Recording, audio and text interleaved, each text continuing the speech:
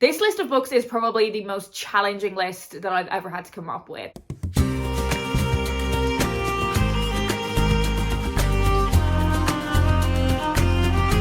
Today I'm going to be telling you about my favourite Irish novels that I have read in the past 10 years. Hey, hello, if you're new here, my name is Leanne and I am one of the two co-hosts of the Irish Readathon, an annual readathon that runs throughout the entirety of March, where myself and my co-host Aoife dedicate our time to reading more Irish books and celebrating Irish literature and Irish writers. 2026 marks the 9th readathon, so we have a big milestone next year. I actually started recording all of my reading and all of my reading data in 2015, so I have a decade's worth of reading lists of everything that I've read and data about those books. So I, for some reason, thought it would be fun and not cause me to have several existential crises, coming up with my top 10 Irish novels that I've read in the past 10 years. So not all of these were necessarily published in the past 10 years. And I'm only going to be talking about novels. I'm not going to be talking about the non-fiction books that I have read. I have a few videos where I have recommended Irish non-fiction books over the years, so I will leave those linked if you are a non-fiction fan.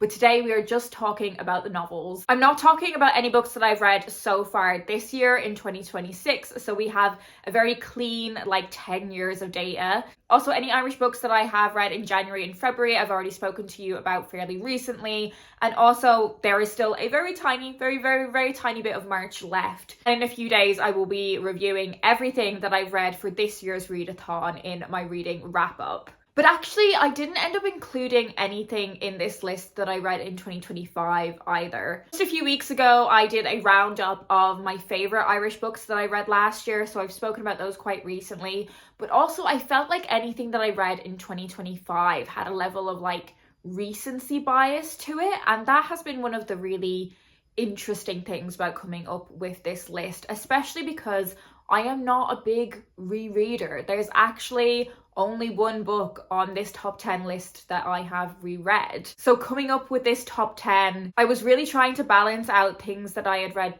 possibly more recently, that I remembered a bit more vividly, things that I read several years ago, which I might not remember all the very precise details, but they had really stayed with me. So this list is largely made up from gut feeling. I do think it's interesting to consider that because I'm not much of a rereader, whether if I reread some of these books, I would be actually, this isn't quite the way I remember it, or equally, there could be some books that I've not included in this top 10, which if I reread them, I would be oh my gosh, I love this book. Because I am a data nerd, I am going to tell you about some numbers before we get into the top 10. It'll be really quick, I promise. So over the past 10 years, I have read 186 Irish books. Now that does include poetry and non-fiction, short stories. It's not just the novels, but that does give you a bit of a sense of how many books I'm trying to whittle down this list from. Over the years, the quantity of books that I've read in a particular year has had a real range. So for instance, in 2015, I read only 5 Irish books. And the years that I read the most Irish books in were 2020, no surprises there, where I read 26 books. And also last year, I read 26 Irish books. Between 2015 and 2017, I wasn't reading loads of Irish books. You can definitely see that jump up in 2018, which was the first year that we ran the readathon, where I ended up reading 21 Irish books. I think that leap from what I was reading in 2017 to 2018 really demonstrates why I wanted to start the Irish Readathon. 2015 was the first full year that I spent living in the UK. I lived in Wales for university, so by that kind of 3 to 4 year mark of not living in Ireland anymore, I guess I had developed a bit of homesickness and wanting to reconnect with Irish writing. So that's why I started the readathon, and clearly it has worked. I have greatly increased the number of Irish books that I was reading. But actually what I find more interesting than the quantity of books I've been reading in a particular year is the percentage of my reading that they've made up. So I have a few years then where it's fairly consistent, high numbers of Irish books. But then when we get to 2022 and 2023, there is a slight dip, but that's actually because I was reading fewer books overall. I mean, I was still reading a huge number of books, but on my scale of how much I read, those years was a bit less. So you can see here from 2020 onwards, the percentage of Irish books that make up my reading remains really consistent, kind of between like 14 and like 17%. And because I have read 1,348 books in the past 10 years, which is wild, that 186 Irish books makes up 13.8% of my reading overall for the past 10 years. Hope you found that as interesting as I do. Now, I am not doing this in a like 10-to-1 ranking. I'm going to talk about these in the order in which I read them. That feels like the most fair thing to do. Now, I'm actually going to start with a book that I don't have physically with me. My copy is at my mum's house in Dublin, but it's actually the only classic that is on this list, and it is The Picture of Dorian Gray by Oscar Wilde. So this was one of the very first classics that I read just for my own like reading pleasure and enjoyment. I wasn't reading it for like a class or anything like that. I wasn't reading it for school or university. So this was published in 1890 and is quite a philosophical and gothic novel that is written by Oscar Wilde, and I definitely felt like Oscar Wilde needed to be on this list somewhere. I've really enjoyed so much of his writing, whether that is his shorter fiction, some of which is for younger readers, or plays, but what I really do love is The Picture of Dorian Gray, and I recommend it so often. It's a book about hedonism and the pursuit of pleasure. It's a book that explores sensuality in a really interesting way, and I was just really into like gothic stuff in 2015 when I read this book. And if you have not read the book before, what you probably associate with the novella is this idea of having a portrait in the attic. The main character, Dorian Gray, has a portrait made of him which he puts in his attic, and this portrait bears the physical signs of his hedonistic lifestyle and him aging, whilst his physical self remains unscathed by any of that. It's a book that has really stayed with me, and it's one that I feel quite sentimental about because it was the first classic that I read like solely out of like my own choice. I so distinctly remember reading it on a train, even though I read it like such a long time ago. Next book I have chosen is another one that I read in 2015, and it's definitely one that I would love to reread, and it wouldn't take that long to reread either, but that is One by Sarah Crossan. This is one of 3 young adult books that there is going to be on this list. This is about a pair of conjoined twins named Grace and Tippy. It's told through their alternating perspectives, and it's told in the verse format that Sarah Crossan is so well known for. Essentially, the novel follows them settling into a mainstream school for the very first time after they've been homeschooled, navigating that as conjoined twins, what it means for their friendships, potential romantic relationships, and their relationship as sisters. It also follows them in the lead up to making a very life-altering decision. This was the first Sarah Crossan book that I ever read. It was also the first book that I ever read that was told in verse. And ever since I've read this book, I have been a huge fan of the verse format as a way of storytelling, particularly in young adult books. I think the verse format just adds a real kind of immediacy and intimacy to being able to see inside a character's perspective. You really are right there with them. I loved this book when I read it, but it also really ignited my love for that style of storytelling. And it was a real full circle moment when recently I got to work with Sarah Crossan on her latest novel. So again, one that I feel like quite sentimental about. Okay, moving on to 2016. Another young adult book, although some people would probably consider it an adult book, Asking for It by Louise O'Neill. Now, to be honest, every Louise O'Neill book that I've ever read could probably have got on this list, but I have chosen Asking for It. I did tell you a lie. I have reread 2 books on this list. I had kind of forgotten that I reread this one because it has been such a long time since I reread it, but I have read this 3 times. The reason why I say this could be like borderline whether it's a young adult novel or an adult novel is because there are some very serious themes in it, and I think this particular cover design is very much going for that adult audience rather than the young adult audience.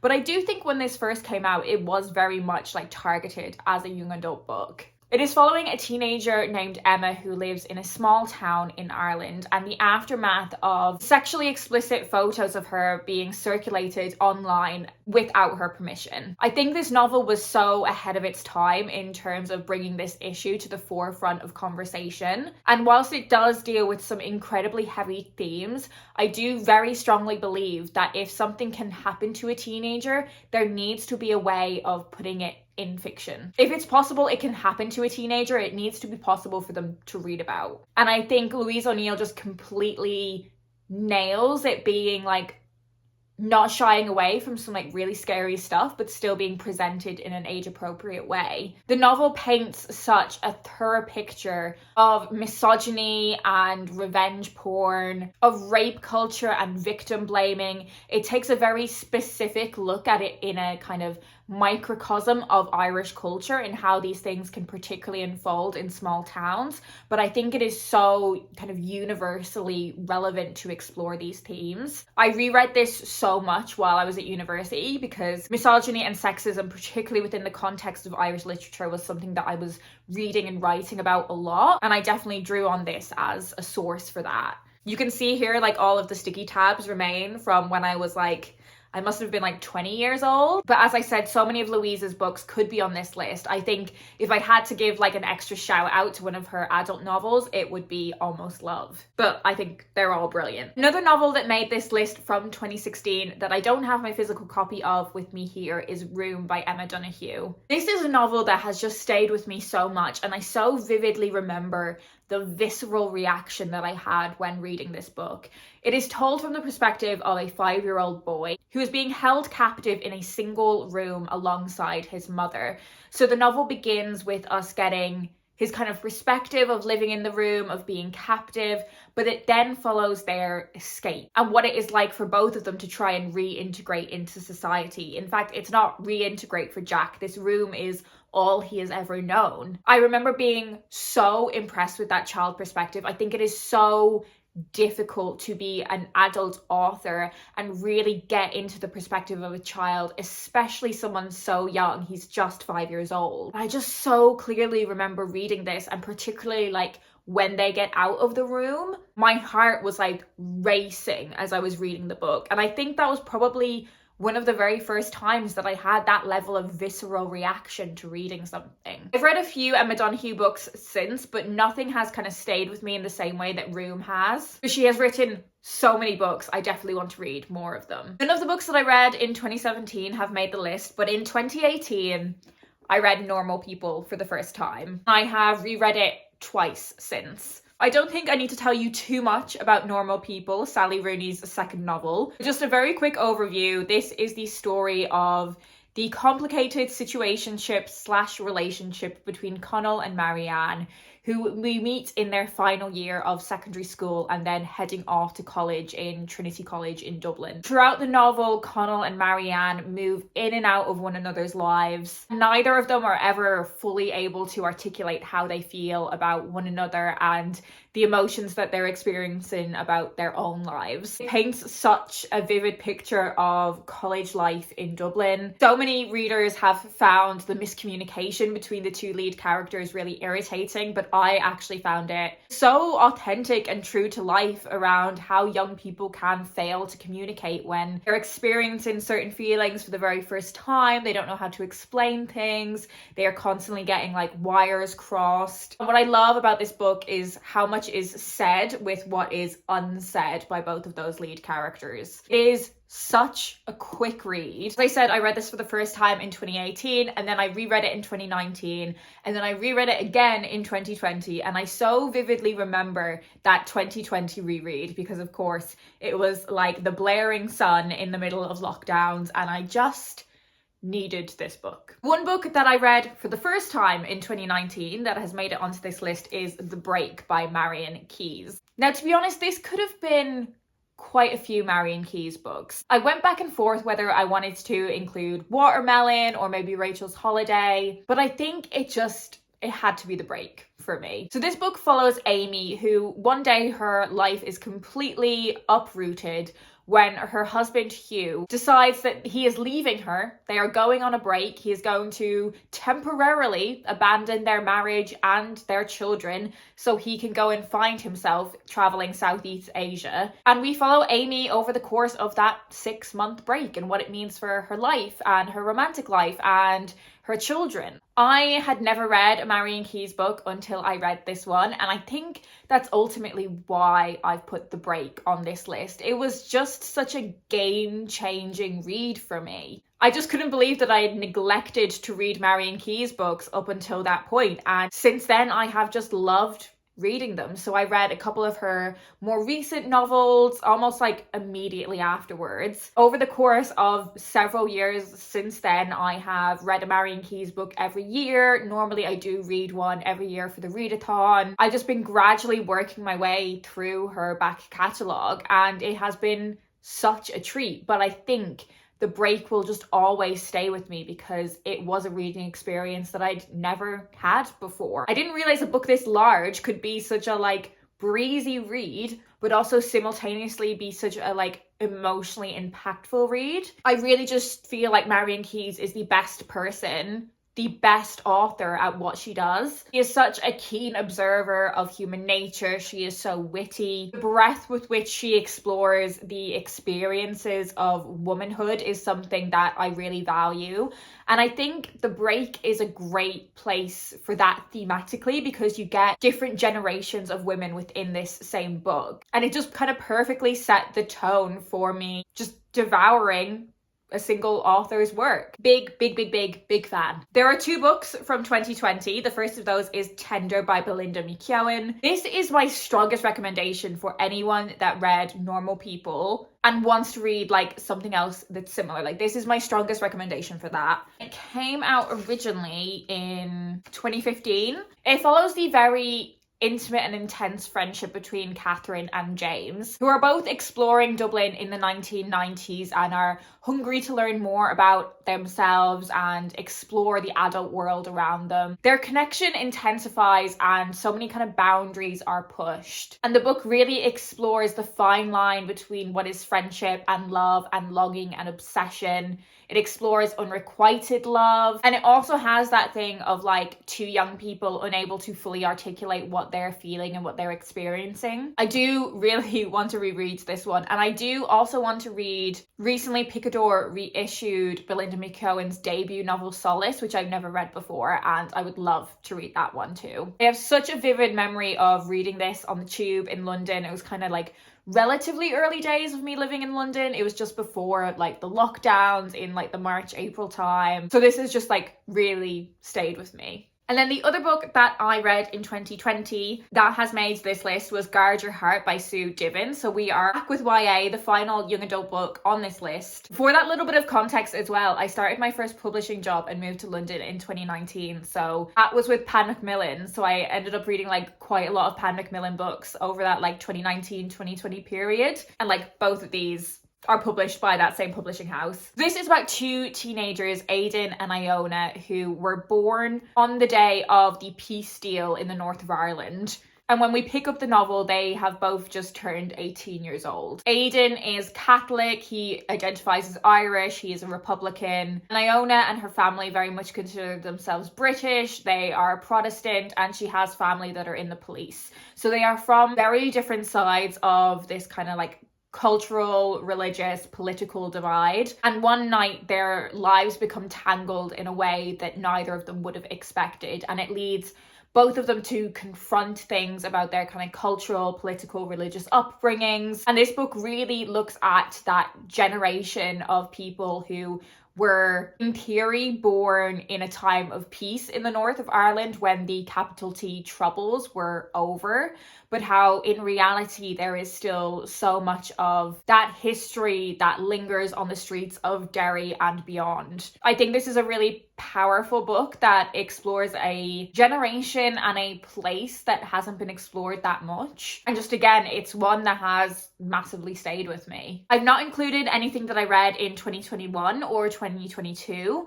And again, just to reiterate, that's not to say I didn't read like brilliant Irish books in that time. I certainly did. I just really had to go with like gut feelings for which Irish books I wanted to put in this top 10. I included one book from 2023, and that is The Rachel Incident by Caroline O'Donoghue. This is another one where, like, similarly to Louise O'Neill, I could have included nearly any of Caroline O'Donoghue's books in this top 10 list. I was so close to including Promising Young Women, which was her debut novel and the one I read in 2020, but I just felt like The Rachel Incident was possibly like a more well-rounded, I suppose, like accomplished novel, but like all of her novels to have like an honorable mention, and her young adult novels as well. I suppose this really was somewhat of a game-changing novel for this author. I had been a fan for like so many years, but this novel really catapulted Caroline O'Donoghue onto like another level of recognition. And it's another book that really follows a quite intense and intimate friendship, this time between Rachel and James,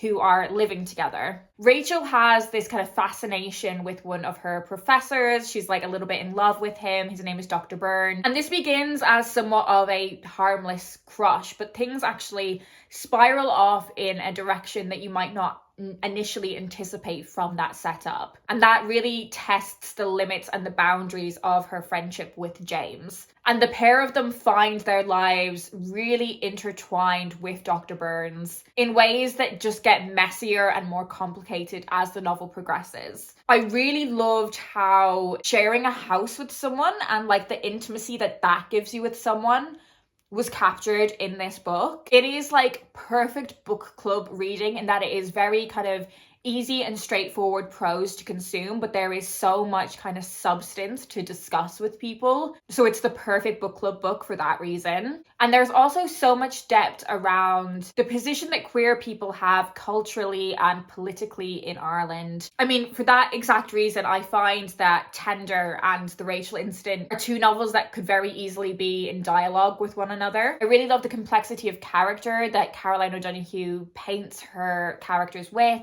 And I think Dr. Byrne is such an interesting character because I feel like he could very easily be entirely unsympathetic, and he's really not because he is so kind of well crafted. And finally, I have included one book from 2024, and this was really like borderline in terms of trying to assess whether a book was benefiting from like recency bias, but I feel so confident about how much I loved this book, and that is Homestretch by Graham Norton. So Graham Norton, the interviewer off the telly, off Eurovision, he has written numerous novels over the years, and I had read a few of them and I thought they were kind of like fine, cozy crime, small town Ireland. I liked them, but I wasn't kind of thinking about them after I'd read them. And then I read Homestretch, which is such a fantastic novel. So the novel begins in 1987 in a small Irish community that is shattered by a terrible accident. A young man named Connor is one of the only survivors of this accident, and he finds it impossible to stay in this Irish community surrounded by people who are grieving, who are mourning, and who are angry. So he leaves, he heads to England, bringing all of his secrets with him. But we actually end up picking up his story much later on when he is living in America and has created an entirely new life for himself, which is something that is common to so many Irish immigrants. We are a country of people that emigrate and go to other places. It is so common for us to be kind of leaving secrets behind, but also kind of carrying this nostalgia for Ireland. Definitely something that I relate to personally. In this novel, we find Connor needing to confront his past, confront his family and the secrets that he has been holding. It's a novel that is also about like themes of queerness in Ireland, cultural shifts and experiences of homophobia in the 1980s and beyond. And there is such a quality of craft with this novel that I was so impressed by. It is a novel that I felt like was such a game changer for my experiences with Graham Norton's writing, and I will now read like every book that he writes. I am fully committed. I love his writing. There we have it. That is my top 10 Irish novels that I have read over the past 10 years. Maybe on a different day I would have included other ones, I don't know. As I said, this really was kind of like gut instinctual feeling. Like when I think about some of the books I haven't included here, I'm like, oh my god, those books were amazing. How have they not made this list? I'd love to know what your favorite Irish novel has been over the past, year or even 10 years, if you know that, if you had that information to hand. Have you read any of these books and what did you think of them? If you want to let me know you are here and you don't have anything in particular to say, of course leave me a green emoji in honor of the Irish Readathon. If you've been participating, thank you so much. I hope you've enjoyed what you've been reading. We really just have a few hours of the Readathon left, so I am gonna get back into bed with my book, and I will talk to you in a few days where I wrap up everything that I've been reading in March.